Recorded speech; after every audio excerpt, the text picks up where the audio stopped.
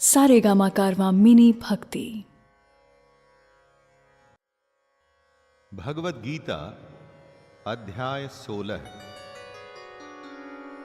जय श्री कृष्ण। दोस्तों, एक ही तरह की परिस्थिति में लोग अलग अलग तरीके से रिएक्ट करते हैं। अगर किसी को मदद की जरूरत है तो कोई आगे आकर मदद करता है और कोई नजरें फेर भी लेता है। कभी सोचा है आपने कि ऐसा क्यों होता है? इसी बात का उत्तर मिलेगा आपको भगवत गीता के 16वें अध्याय में, जिसका शीर्षक है दैवासुर संपद्विभाग योग। क्यों कुछ लोग दैवी संपदा और कुछ लोग आसुरी संपदा के लक्षणों के साथ पैदा होते हैं, और क्या होते हैं ये लक्षण? मैं शैलेंद्र भारती आप सभी की आज्ञा से प्रारंभ करता हूं भगवत गीता का अध्याय 16, दैवासुर संपद्विभाग योग। जय श्री कृष्ण।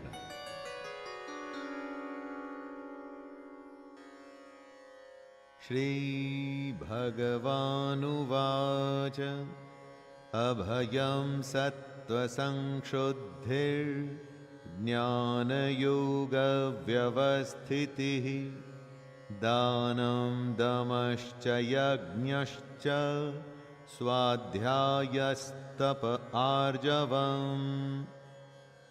भगवान कहते हैं कि जहां डर न हो, अंतःकरण एकदम स्वच्छ हो, तत्व ज्ञान को हासिल करने के लिए ध्यान योग में निरंतर प्रतिज्ञा हो, सात्विक दान हो, इंद्रियों का दमन करने की इच्छा हो, भगवान, देवता और गुरुजनों की पूजा की जाए और अग्निहोत्र जैसे उत्तम कर्मों का पालन हो, वेद शास्त्रों का पठन पाठन, कितने भी कष्ट आएं लेकिन स्वधर्म का पालन किया जाए, ये सारे लक्षण होते हैं दैवी संपदा के। संपदा का अर्थ वैसे तो धन, दौलत और ऐश्वर्य होता है दोस्तों, लेकिन दैवी संपदा के गुण हमारी दुनिया की संपत्ति से बिल्कुल अलग होते हैं। कृष्ण ऐसा कह रहे हैं कि यही तो सबसे बहुमूल्य संपत्ति होती है। अहिंसा सत्यमक्रोधस्त्यागः शान्तिरपैशुनम् दया भूतेष्वलोलुप्त्वम् मार्दवम् ह्रीरचापलम्।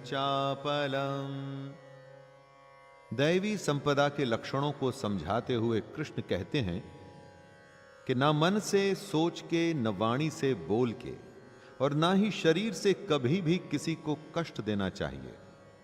यथार्थ और प्रिय भाषण कहना चाहिए, यानी सिर्फ सच और ऐसी बातें बोलनी चाहिए जो सबको प्रिय लगें।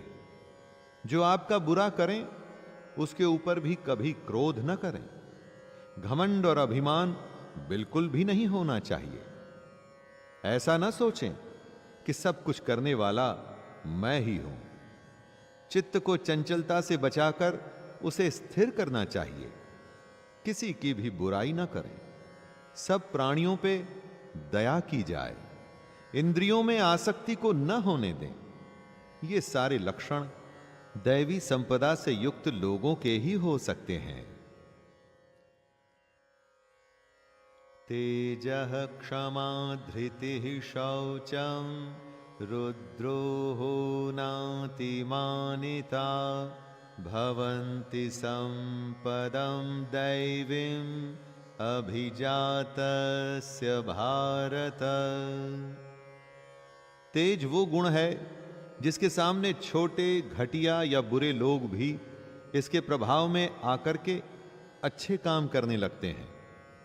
कृष्ण दैवी संपदा के लक्षणों को स्पष्ट करते हुए कह रहे हैं कि तेज, क्षमा, धैर्य यानी कि संयम, बाहर की शुद्धि यानी कि अच्छे संस्कार, किसी में भी शत्रु भाव का न होना और अपने अंदर घमंड का बिल्कुल न होना ही दैवी संपदा को लेकर उत्पन्न हुए पुरुष के लक्षण हैं।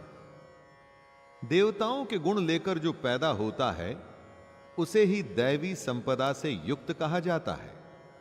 दोस्तों, जो इन गुणों के साथ पैदा नहीं हुआ, लेकिन अगर वो अपना बर्ताव ऐसा कर ले तो भी तो उसे दैवी संपदा से युक्त ही कहा जाएगा। दंभो दर्पोऽभिमानश्च क्रोधः पारुष्यमेव च अज्ञानं चाभिजातस्य पार्थ संपदमासुरीम्। दैवी संपदा के गुणों के लक्षण के बाद अब कृष्ण आसुरी संपदा के लक्षण बता रहे हैं। एक तरह से आप इन आसुरी गुणों को दैवी से एकदम उल्टा मान सकते हैं। जैसे दंभ यानी कि घमंड का होना, क्रोध कठोरता यानी कि क्रूर, रूढ़ बर्ताव और अज्ञान, ये सब आसुरी संपदा को लेकर उत्पन्न हुए पुरुष के लक्षण हैं दोस्तों। अब अगर अगली बार किसी से जब आप मिलें या डील करें तो सोचिएगा कि उसमें कौन सी संपदा के गुण हैं। उसके गुणों से आप उसके व्यक्तित्व का परीक्षण कर सकते हैं और उसी तरीके से बर्ताव भी कर सकते हैं। दैवी संपद्विमोक्षाय निबंधायासुरीमता मा शुचः संपदं दैवीम् अभिजातोऽसि पांडव। मनुष्यों के व्यवहार में दो तरह के बर्ताव होते हैं, दैवी और आसुरी। दैवी संपदा के जो गुण हैं वो मुक्ति के लिए होते हैं।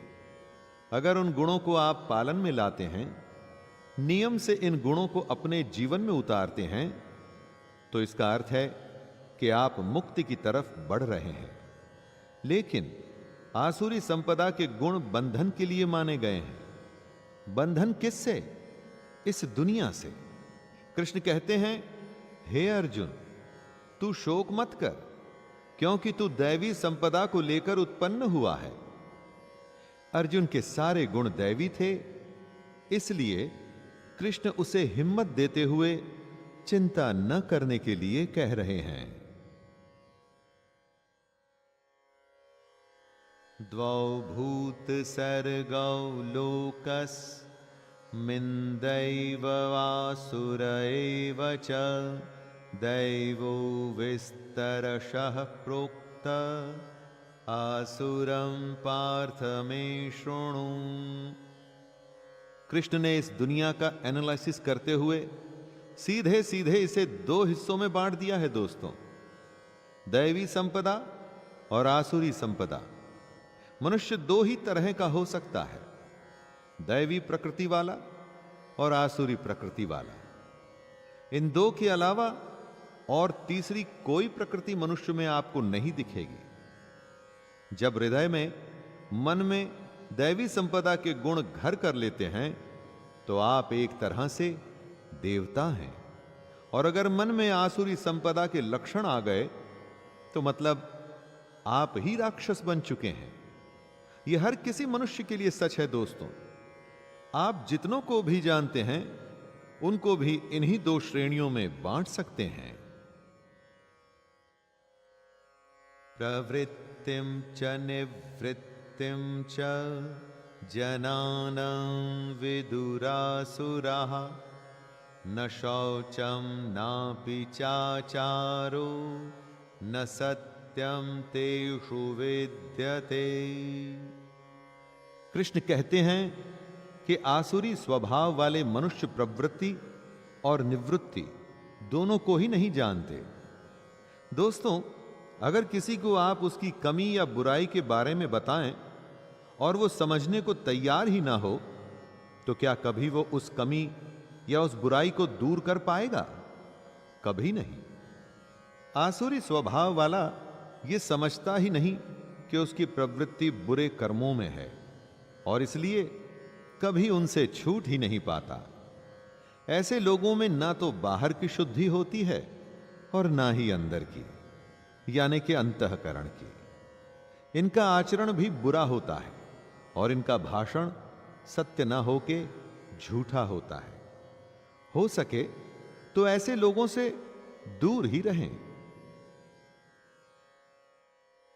असत्यम प्रतिष्ठम ते जगदाहुरनीश्वरम् अपरस्पर संभूतं किमन्यत काम हेतुकम्।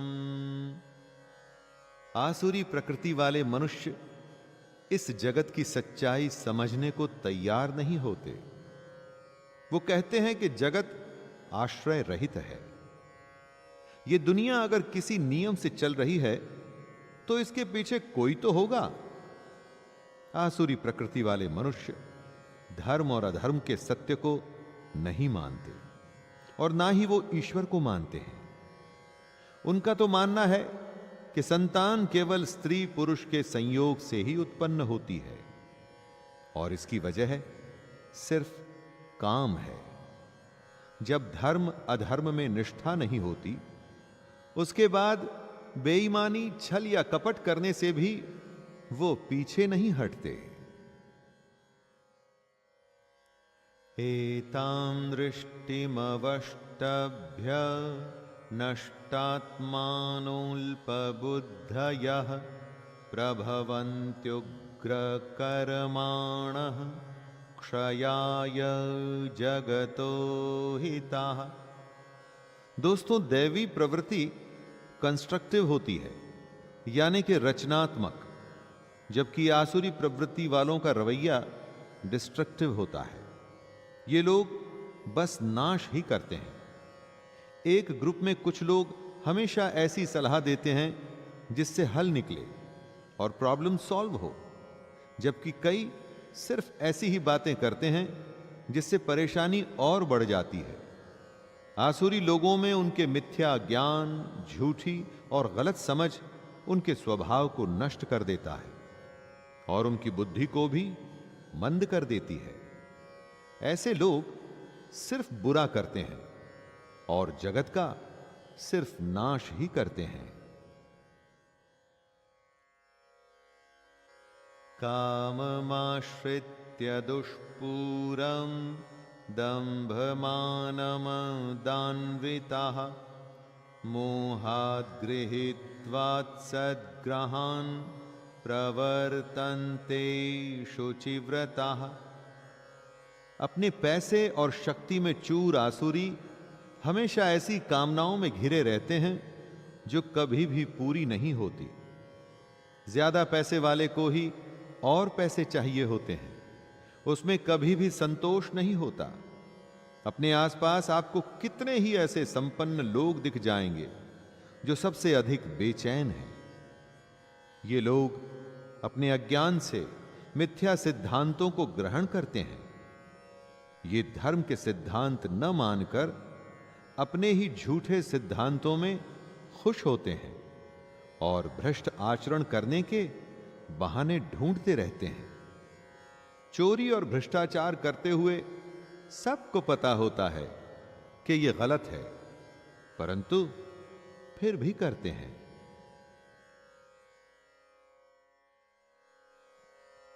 चिंतामपरिमेयां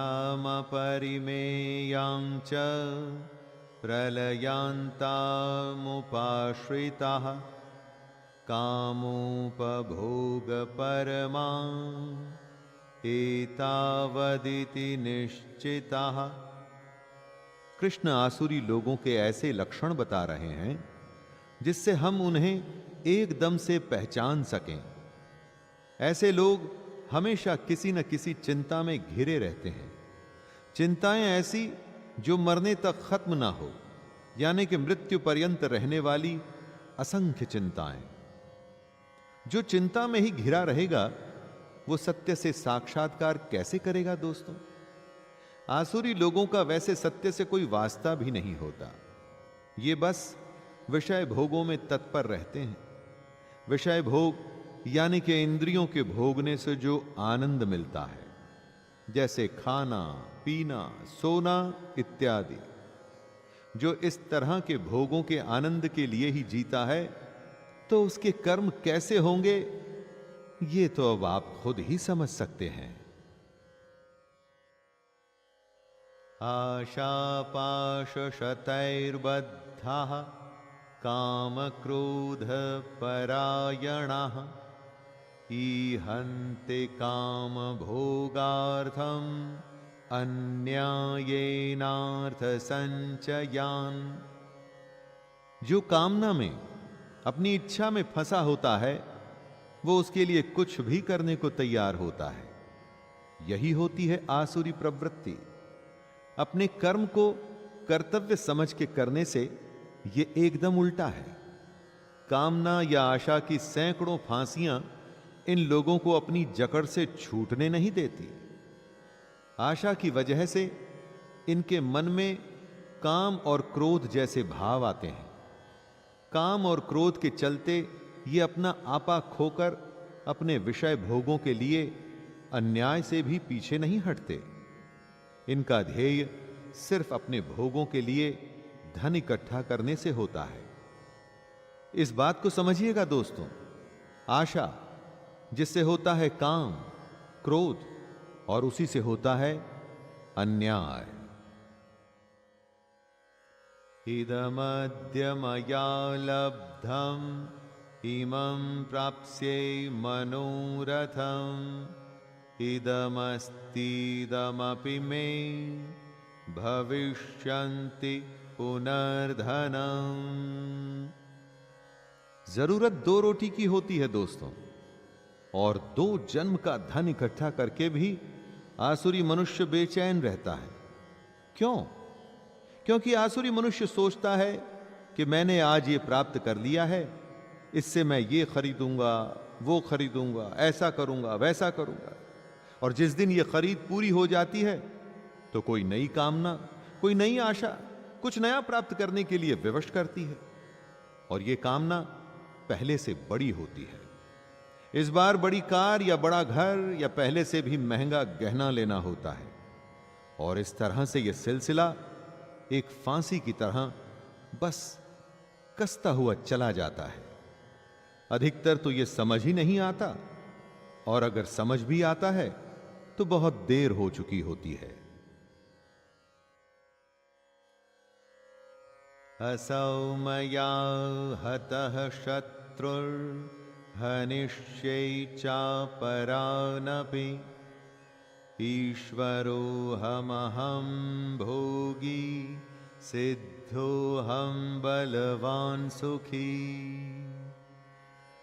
आसुरी प्रवृत्ति के मनुष्यों को पहचानने के लिए उनके अहंकार को पहचानना चाहिए। ये लोग ऐसा सोचते हैं कि एक शत्रु मेरे द्वारा मारा गया और अब मैं दूसरे शत्रुओं को भी मार डालूंगा। कहने का मतलब, एक जीत के बाद इनको लगता है कि अब ये जीतते ही रहेंगे, और हर जीत के बाद इनका अहंकार पहले से भी ज्यादा हो जाता है। ये लोग एक तरह से अपने आप को ईश्वर समझने लगते हैं, क्योंकि ये अपने आप को ऐश्वर्य का भोगने वाला मानते हैं।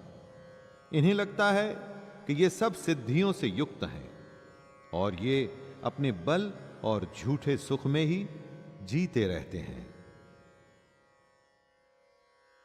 आढ्योऽभिजनवानस्मि कोऽन्योऽस्ति सदृशो मया यक्षे दास्यामि मोदिष्य इत्यज्ञानविमोहिताः अनेकचित्तविभ्रान्ता मोहजालसमावृताः प्रसक्ताः कामभोगेषु पतन्ति नरकेषु च। अपने धन और अपने बड़े कुटुंब पर अभिमान करने वाले अपने सामने दूसरे किसी को कुछ भी नहीं समझते। अपने बुरे कामों को ये यज्ञ और दान से धोने की कोशिश करते हैं, और साथ में ही अपने आमोद प्रमोद में मस्त रहते हैं। इनका जो मोह है वो अज्ञान से पैदा हो रहा है। इनका चित्त एकदम भ्रमित है। अपने अज्ञान से पैदा हुए मोह से ये लोग कभी निकल ही नहीं पाते, बल्कि इसके जाल में और ज्यादा फंसते जाते हैं। और इसका नतीजा होता है महान अपवित्र नरक। अगर ऐसे आसुरी लोगों को लगता है कि वो बच गए तो ये उनकी भूल है। आत्मसंभाविता स्तब्धा धनमान मदान्विता यजन्ते नाम यज्ञैस्ते दंभेना विधिपूर्वकम्।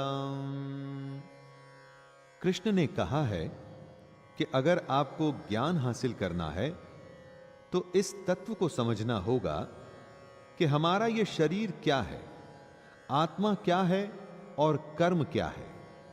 लेकिन आसुरी लोग इस समझ से बाहर होते हैं। ये अपने आप को ही श्रेष्ठ मानते हैं। अपने घमंड, धन और मान के नशे में बस नाम मात्र के यज्ञों को करके इन्हें लगता है कि इनके पाप खत्म हो गए। जो शास्त्र विधि से नहीं होता वो पाखंड होता है।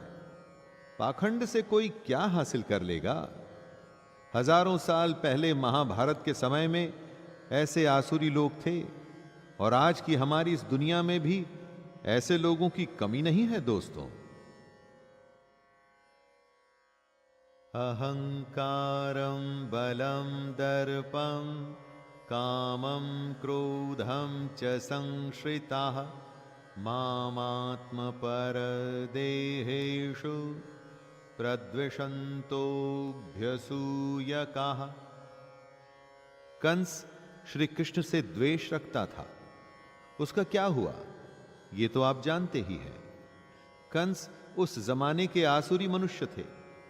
वैसे ही आसुरी लोग हमारी दुनिया में भी हैं जो कृष्ण से द्वेष रखते हैं, और उनके इस द्वेष की वजह होती है इन लोगों का अहंकार, बल, घमंड, कामना और क्रोध आदि। दोस्तों, अपनी इन बुराइयों के कारण वो ना तो अपने अंदर उपस्थित कृष्ण को देख पाते हैं और ना ही दूसरों में मौजूद कृष्ण को देख पाते हैं। आसुरी लोगों की एक बहुत बड़ी पहचान है कि ये लोग दूसरों की निंदा बहुत करते हैं। दूसरों की बुराई में इन्हें एक अलग तरह का मजा आता है।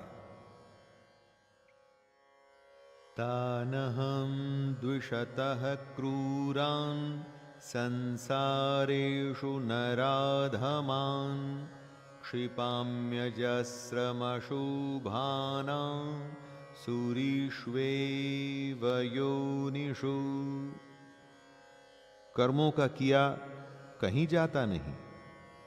अच्छे कर्म हैं तो उनका फल मिलता है दोस्तों, और बुरे कर्म हैं तो भी उनका हिसाब किताब होता है।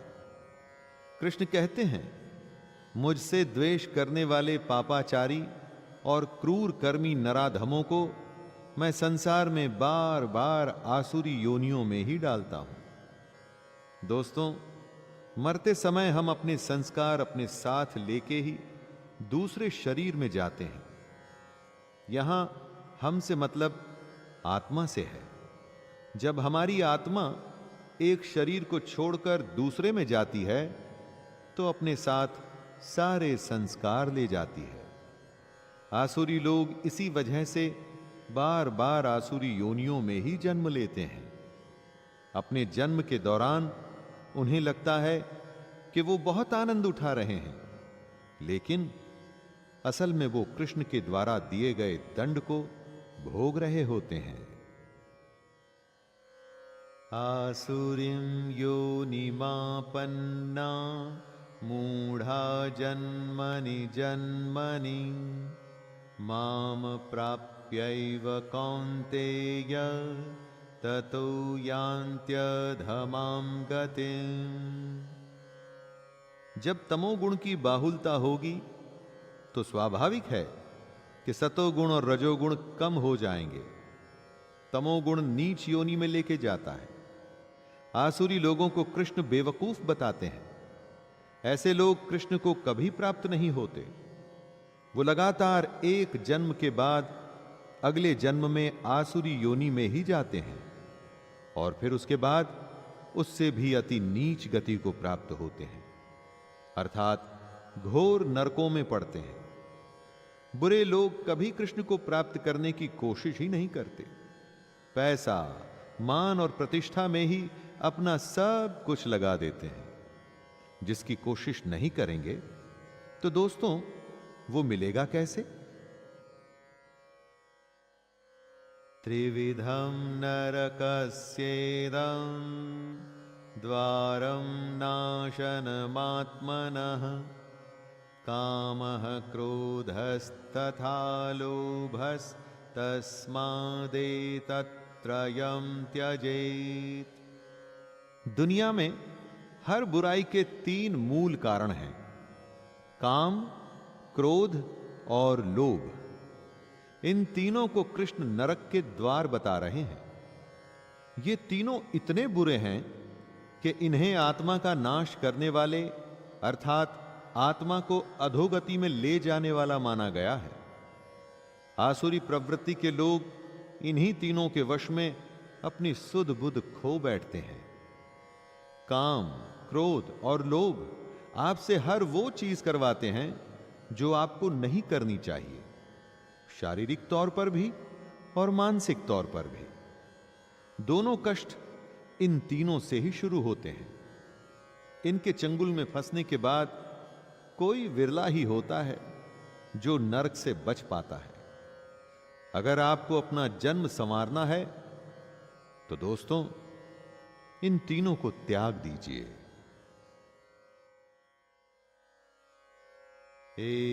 एतैर्विमुक्तः कौन्तेय तमोद्वारैस्त्रिभिर्नरः आचरत्यात्मनः श्रेयस्ततो याति परां गतिम्। काम, क्रोध और लोभ को कृष्ण नरक का द्वार बताते हैं। जो मनुष्य इन तीनों नरक के द्वारों से मुक्त होता है वो पुरुष अपने कल्याण का आचरण करता है। अपने कल्याण का आचरण से अर्थ यह हुआ दोस्तों कि अपने उद्धार के लिए कृष्ण द्वारा बताए हुए रास्ते पर चलता है और इसीलिए ऐसे पुरुष परम गति को जाते हैं अर्थात कृष्ण को प्राप्त होते हैं। आपको अपनी भलाई करनी है या आपको नरक में जाना है, यह निर्णय आपका है। कृष्ण ने दोनों रास्ते बताए हैं आपको। हर किसी को इन दोनों रास्तों में से किसी एक को चुनना होता है। यह शास्त्र विधि मुत्सृज्य वर्तते काम कारतः न स सिद्धिमवाप्नोति न सुखम न परां गतिम्। लोगों में दैवी प्रवृत्ति या आसुरी प्रवृत्ति का असली निर्धारण होता है शास्त्रों से और किसी से नहीं। जो शास्त्रों का पालन करता है वो दैवी प्रवृत्ति का है, आसुरी प्रवृत्ति का नहीं। आसुरी पुरुष शास्त्र को नहीं मानता। वो शास्त्रों द्वारा कही गई सही विधि को त्याग कर अपनी इच्छा से मनमाना आचरण करता है। अपने घमंड में वो मनमानी करता है, जिस वजह से ना तो उसे सिद्धि प्राप्त होती है, ना परम गति और ना ही सुख। दोस्तों, मशीन या मोबाइल या कार चलाने तक के मैनुअल होते हैं। अगर आप उनका पालन नहीं करेंगे तो आपको मालूम ही है कि क्या होगा। अगर सही विधि नहीं अपनाएंगे तो कोई भी काम कभी भी सिद्ध नहीं होगा। तस्माच्छास्त्रं प्रमाणं ते कार्य व्यवस्थितौ ज्ञात्वा शास्त्रविधानोक्तं कर्म कर्तुमिहार्हसि। कृष्ण का सबसे बड़ा ज्ञान है कर्म को कर्तव्य मान करके करना और उसके फल की आशा न रखना। आप पूछ सकते हैं कि कैसे पता चलेगा कि हमारा कर्तव्य क्या है? उसका उत्तर है शास्त्र। शास्त्र सबसे बड़े प्रमाण हैं। शास्त्र बताएंगे कि क्या कर्तव्य है और क्या नहीं। शास्त्रों के द्वारा जिस कर्म की आज्ञा दी जाए वही कर्तव्य है, वही नियत कर्म है। इसीलिए कृष्ण अर्जुन को शास्त्र विधि से कर्म करने की सलाह दे रहे हैं। और ये शास्त्र क्या है? शास्त्र है भगवद गीता। दुनिया में ऐसा कोई प्रश्न नहीं दोस्तों जिसका उत्तर गीता में नहीं। इसे सबसे बड़ा शास्त्र मानकर आप अपना कर्तव्य पूरा करते रहिए। अब जब कोई आपसे बुरा बर्ताव करे, बिना बात उल्टा सीधा कहे या आपका बुरा चाहे, तो आप समझ जाइए कि वो आसुरी प्रवृत्ति का मनुष्य है। ऐसे लोगों की संगत से जितना हो सके उतना दूर ही रहें और खुद अपनी प्रवृत्ति को दैवी बनाइए, ताकि ज्यादा से ज्यादा लोग आपके पास आएं, आपका सानिध्य चाहें। तो दोस्तों, यहीं पर मैं विराम देता हूं अध्याय 16 को, और फिर से मिलने का वादा करता हूं अध्याय 17 में। तो आज्ञा दीजिए अपने दोस्त शैलेंद्र भारती को। जय श्री कृष्ण।